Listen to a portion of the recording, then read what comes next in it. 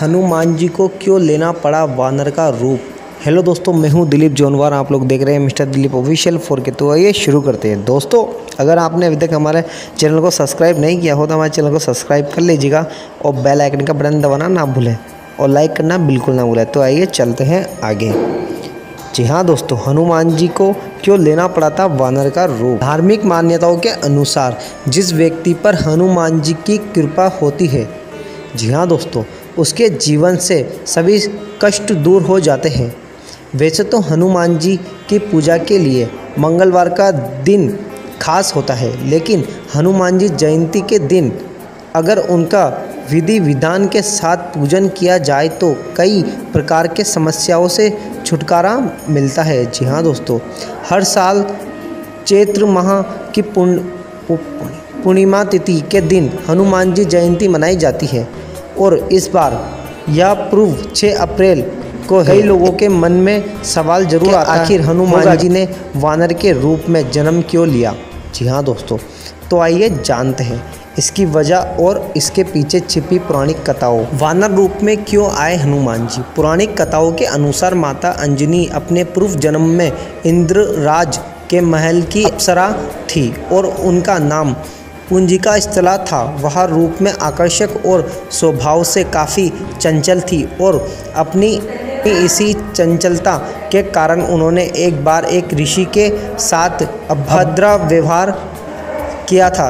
ऋषि ने क्रोधित होकर उन्हें श्राप दिया कि तुम अगले जन्म में वानरी का रूप लोगी। इस श्राप को सुनकर अप्सरा दुखी हुई और ऋषि से क्षमा मांगने लगी। फिर ऋषि ने उन्हें क्षमा करते हुए कहा कि तुम्हारा वानर रूप परमतेश्वरी होगा और तुम्हें एक यशस्वी पुत्र को जन्म दोगी। जी हाँ दोस्तों, तपस्या में लीन ऋषि ने श्राप मिलने के पश्चात एक दिन का स्थल से इंद्रदेव ने मनचाहा वरदान मांगने के लिए कहा। जब पुंजिका स्थल ने इंद्र देव से कहा कि यदि संभव हो तो वो उसे ऋषि द्वारा दिए गए श्राप से मुक्ति प्रदान करे। इंद्रदेव के पूछे जाने पर पुंजिका स्थल ने बताया कि मुझे प्रतीत हुआ कि वो ऋषि एक वानर है और मैंने उन ऋषि पर फल फेंकना शुरू कर दिया, तो वो कोई साधारण वानर नहीं, तपस्वी साधु थे।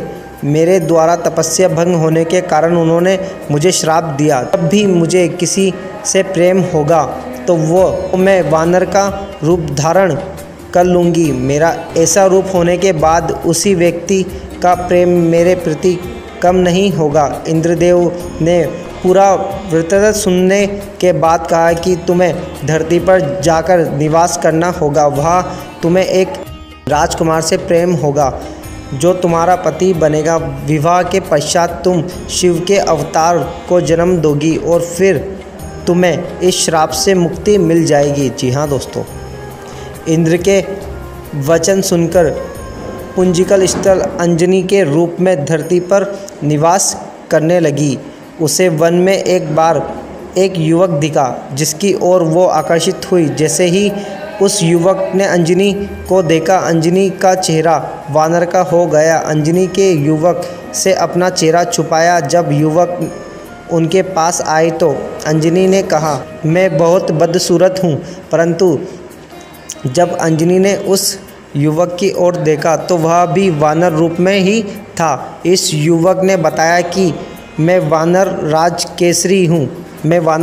केसरी हूँ और जब पहुँचा तब मनुष्य रूप में धारण कर सकता हूँ। दोनों एक दूसरे से प्रेम हुआ और वे वैवाहिक बंधन में बंध गए। जी हाँ दोस्तों, कुछ समय पश्चात जब दोनों संतान सुख से विचित रहे तब अंजनी मंत्र ऋषि के पास पहुंची और अपनी पीड़ा बताई। तब मंतंग ऋषि ने उन्हें नारायण पर्वत पर स्थित स्वामी तीर्थ जाकर 12 वर्ष तक उपवास करते ताप करने के लिए कहा। तब एक बार वायु देव ने अंजनी की तपस्या से प्रसन्न होकर वरदान दिया कि तुम्हें अग्नि, सूर्य, ममरज्ञ और बलशाली पुत्र प्राप्त होगा।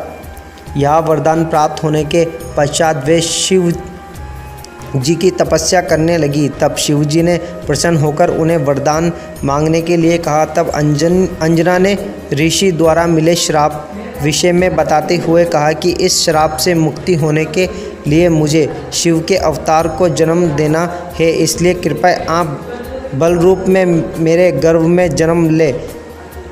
शिवजी ने अंजनी को आशीर्वाद दिया और अंजना के गर्भ बजरंगबली के रूप में शिवजी ने जन्म लिया। अंजनी पुत्र होने के कारण अंजनी भी कहा जाता है। जी हाँ दोस्तों, तो दोस्तों कैसी लगी आपको हमारी वीडियो? अगर हमारी वीडियो अच्छी लगी तो हमारी वीडियो को लाइक कीजिएगा, चैनल को सब्सक्राइब कर लीजिएगा। मिलते हैं नेक्स्ट वीडियो में, धन्यवाद।